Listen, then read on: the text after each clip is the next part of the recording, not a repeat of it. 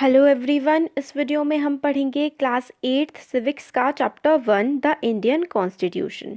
तो इसके हम क्वेश्चन आंसर्स देखेंगे इस वीडियो में। तो देखिए, पहला क्वेश्चन है explain the meaning of constitution. हमें बताना है कि कॉन्स्टिट्यूशन क्या होता है, एक जो हमारे देश का संविधान है वो क्या होता है, ये हमें बताना है इस क्वेश्चन में।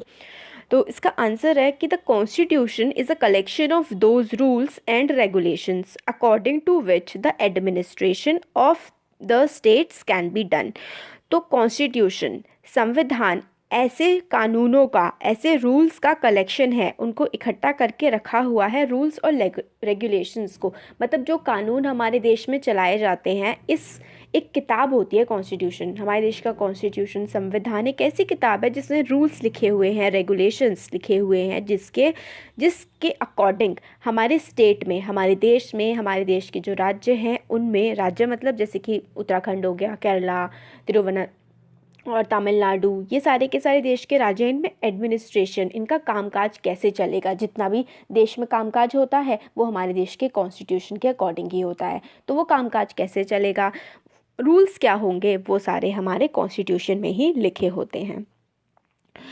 आगे है second point, administration of each state is run in accordance with certain rules and regulation. Her state का जो एडमिनिस्ट्रेशन होता है, एडमिनिस्ट्रेशन का मतलब होता है किसी भी राज्य में, किसी भी देश में जो कामकाज चलाया जाता है, जो डिसीजन लिए जाते हैं, उसको हम एडमिनिस्ट्रेशन कहते हैं। तो कामकाज कैसे चलेगा, किस रूल्स पे चलेगा, सब कुछ इसमें हमारा कॉन्स्टिट्यूशन में मेंशन होता है।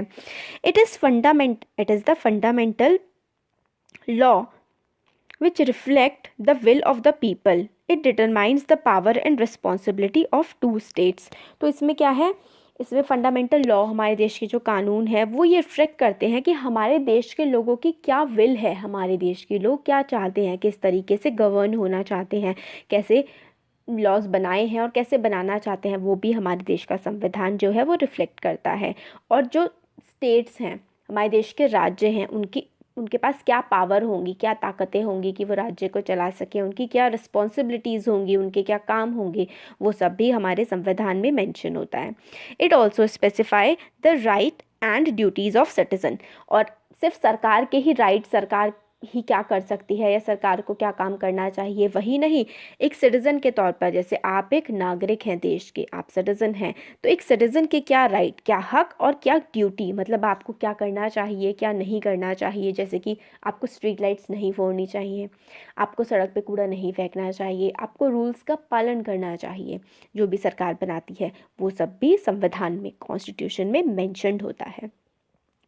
नेक्स्ट क्वेश्चन है, why does a democratic country need a constitution. तो एक डेमोक्रेटिक कंट्री, डेमोक्रेसी का मतलब होता है लोकतंत्र, जिसमें हम लोग खुद जा कर के वोट देते हैं, जिसमें हर नागरिक को वोट देने का अधिकार होता है। हमारे वोट के द्वारा ही हमारे जो इलेक्टेड रिप्रेजेंटेटिव्स हैं, एमपी, एमएलए, हमारे नेता चुने जाते हैं। ऐसा देश जिसमें लोग वोट दे करके अपने नेताओं को चुनते हैं, उसे हम डेमोक्रेटिक कंट्री कहते हैं।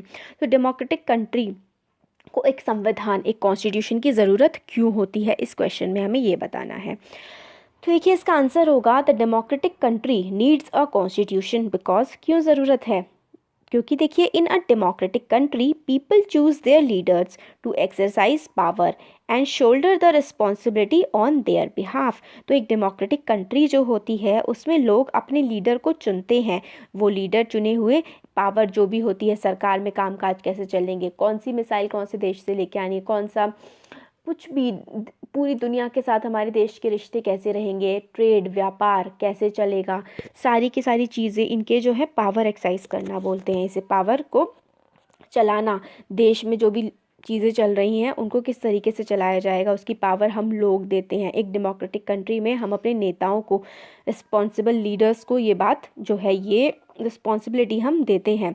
शोल्डर द रिस्पॉन्सिबिलिटी का मतलब है, वही हो गया शोल्डर द रिस्पॉन्सिबिलिटी, कि हम लोग को, उनको वोट के द्वारा हम उन्हें हक देते हैं कि वो जो है हमारे लिए डिसीजन ले सकते हैं, निर्णय ले सकते हैं देश को चलाने के लिए।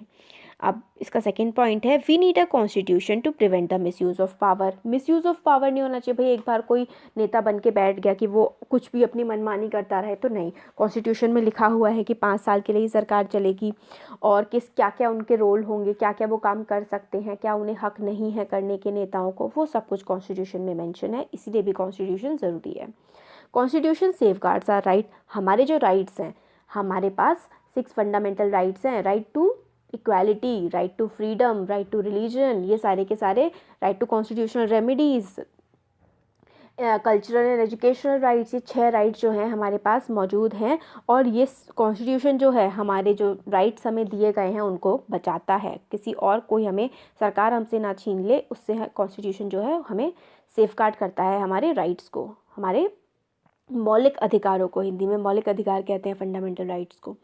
फिर फोर्थ पॉइंट है, constitution tells us what the fundamental nature of society is. Constitution में बताता है कि फंडामेंटल नेचर कैसा होगा, हमारी सोसाइटी जो है उसका नेचर कैसा है। मतलब जैसे कि हमारी सोसाइटी एक रिपब्लिक है, एक डेमोक्रेसी है, हम लोग क्या हैं, सेक्युलर हैं, हमारे राष्ट्र का कोई भी धर्म नहीं है, सभी धर्मों को हमारा राष्ट्र मानता है।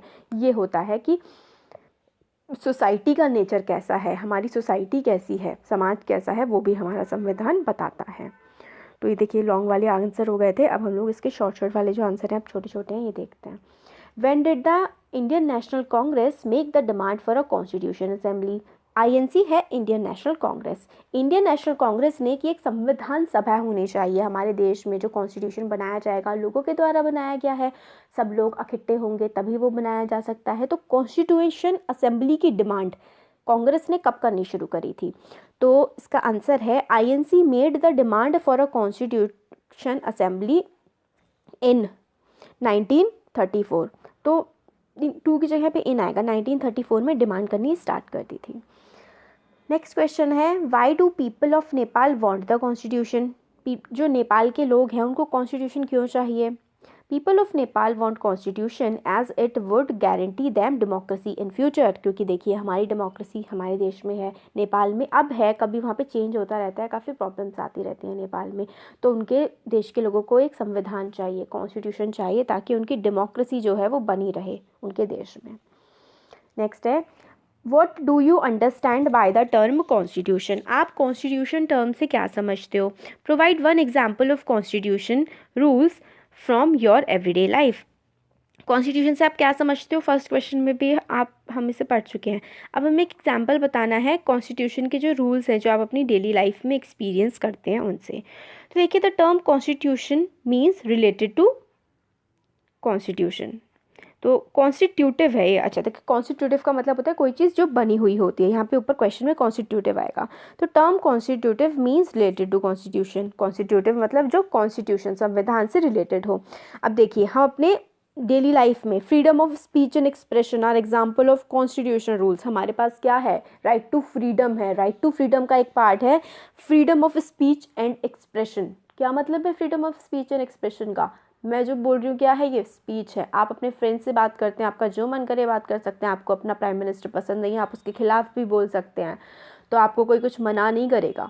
ये है freedom of speech and expression. आपके पास हक है, आपके जो विचार हैं आप दूसरों को बता सकते हैं, ये होता है freedom of speech and expression. ये हमें कॉन्स्टिट्यूशन में दिया हुआ है हक।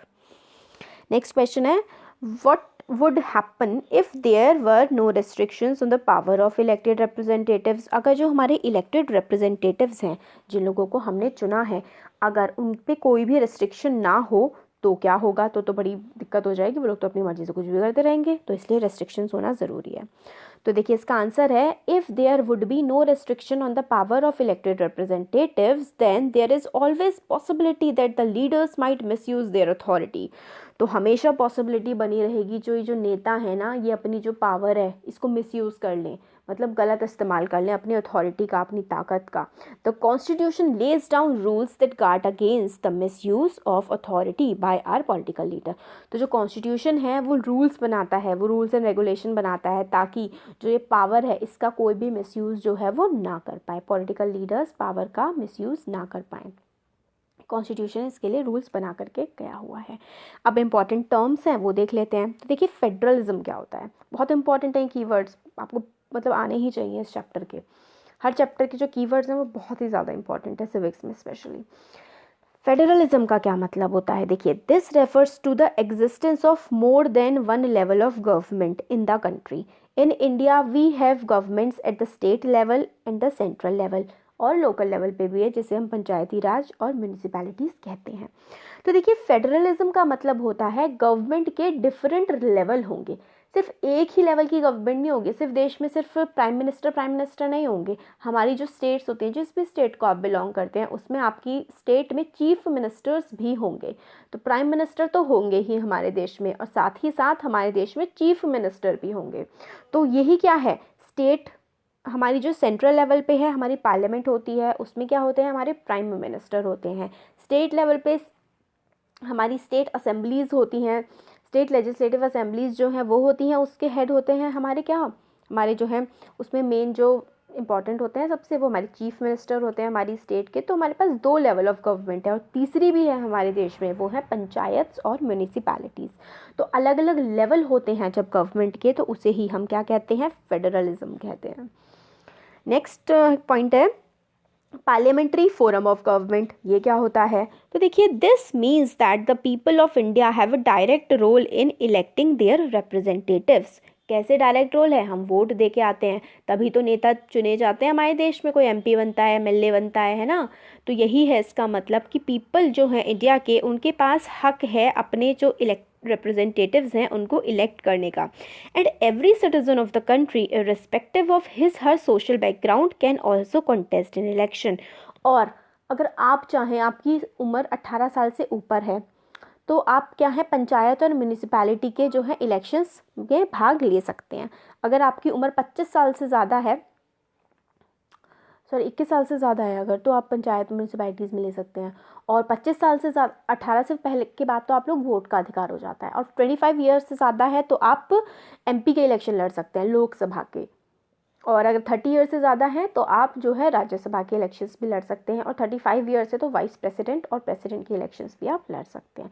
तो आपके पास हक है कि आप किसी भी सोशल बैकग्राउंड के हो, आप अमीर हैं, आप गरीब हैं, कोई फ़र्क नहीं पड़ता, आपको चुनाव में खड़े होने का अधिकार है।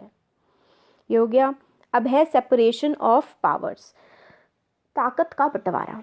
ये इसका मतलब हिंदी में, तो according to constitution there are 3 organs of the state that are, 3 organs हैं हमारी स्टेट के, legislature, executive and the judiciary. तो देखिए, लेजिस्लेचर का मतलब होता है they refers to our elected representatives. Elected representatives क्या हुए भाई, जिन्हें हम चुनते हैं हमारे वोट से, वोट देकर आते हैं, जो जीतता है वो हमारा इलेक्टेड रिप्रेजेंटेटिव होता है, तो वो हो गया लेजिस्लेचर।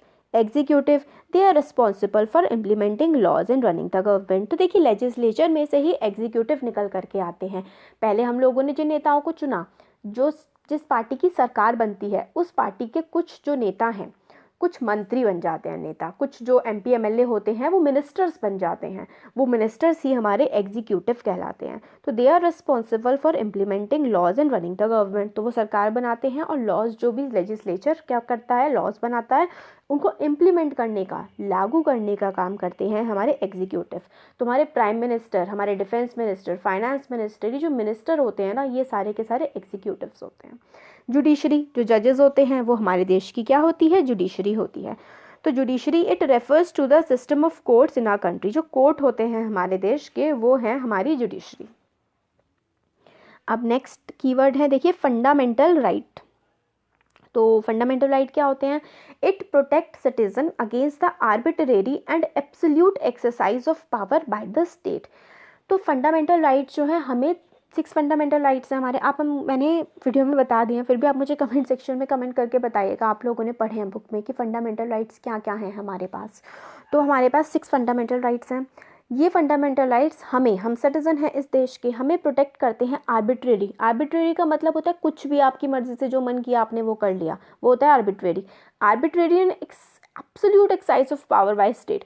स्टेट का मन करे कि किसी को भी उठा के जेल में डाल दें पूरी ज़िंदगी के लिए, स्टेट ऐसा नहीं कर सकती। स्टेट होती है गवर्नमेंट, सरकार ऐसा नहीं कर सकती। क्यों? क्योंकि हमारे पास फंडामेंटल राइट्स हैं, मौलिक अधिकार है हमारे पास।